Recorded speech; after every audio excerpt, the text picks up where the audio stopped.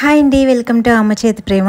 ఈరోజైతే మన ఛానల్లో చాలా హెల్దీ రెసిపీ, అలాగే పిల్లల నుంచి పెద్దవాళ్ళ వరకు చాలా ఇష్టంగా తినే హల్వా రెసిపీని అయితే చూపిస్తున్నాను. ఇది దేవుడికి నైవేద్యంగా పెట్టుకోవచ్చు, లేదా స్వీట్ తినాలనిపించినప్పుడు అప్పటికప్పుడు తయారు చేసుకోవచ్చు. నోట్లో వేసుకోగానే ఇట్టే కరిగిపోయే ఈ స్వీట్ తయారీ విధానం ఏంటో ఇంకా లేట్ చేయకుండా చూసేద్దాం.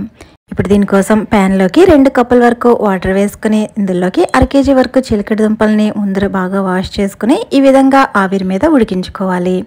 ఇవి ఉడకడానికి 10 నుంచి 15 నిమిషాల వరకు టైం పడుతుందండి. చిలకడ దుంపల్ని ఈ విధంగా ఆవిరి మీదే ఉడికించుకోవాలండి. మామూలుగా కుక్కర్లో వాటర్ వేసి వాటర్లో కనుక ఉడికిస్తే వీటిలో ఉండే స్వీట్నెస్ అంతా పోతుంది. చూడండి, నేను ఇక్కడ 15 మినిట్స్ తర్వాత ఇలా మూత తీసి చెక్ చేస్తున్నాను. ఫోర్క్ ఇలా చక్కగా దిగుతుంది అంటే ఇవి బాగా ఉడికినట్టండి.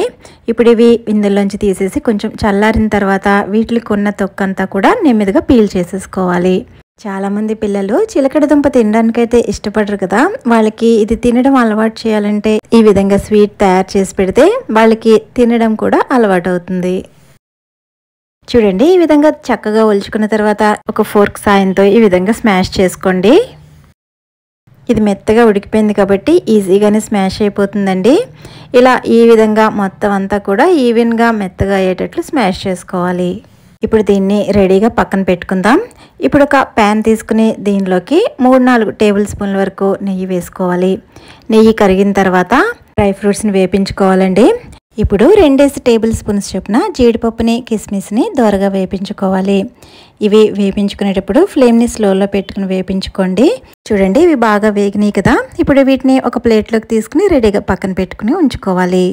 ఇప్పుడు అదే నేతిలోకి 2 టేబుల్ స్పూన్స్ వరకు బొంబాయి రవ్వ వేసుకుని, అదేనండి మనం ఉప్మా చేసుకుంటాం కదా, సూజీ రవ్వ అంటాం కదా, ఆ రవ్వ వేసుకుని దీన్ని కూడా 2 నిమిషాల పాటు దోరగా వేపించుకోవాలి. ఇది కొంచెం కలర్ మారిన తర్వాత మనం ముందుగా స్మాష్ చేసి పెట్టుకున్న చిలకడ దుంపని కూడా ఇందులో వేసుకోవాలి. ఇప్పుడు ఇదంతా కూడా బాగా వేసుకున్న తర్వాత స్లోలోనే ఉంచుకుని ఇదంతా కూడా 2-3 నిమిషాలు బాగా వేపించుకోవాలండి. మధ్య మధ్యలో 2-3 టేబుల్ స్పూన్స్ వరకు నెయ్యి వేసుకుంటూ చక్కగా వేపించుకోవాలి. ఇది నేతిలో బాగా వేగి కొంచెం గుజ్జు కింద అయిన తర్వాత 1/4 కప్పు వరకు బెల్లం తురుముని యాడ్ చేసుకోవాలి.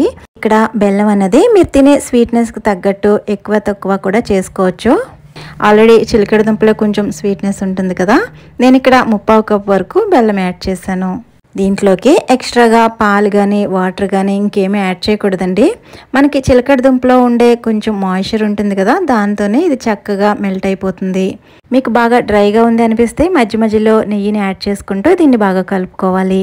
బెల్లం అంతా కూడా పూర్తిగా కరిగేంత వరకు ఫ్లేమ్ని స్లోలోనే ఉంచుకోండి.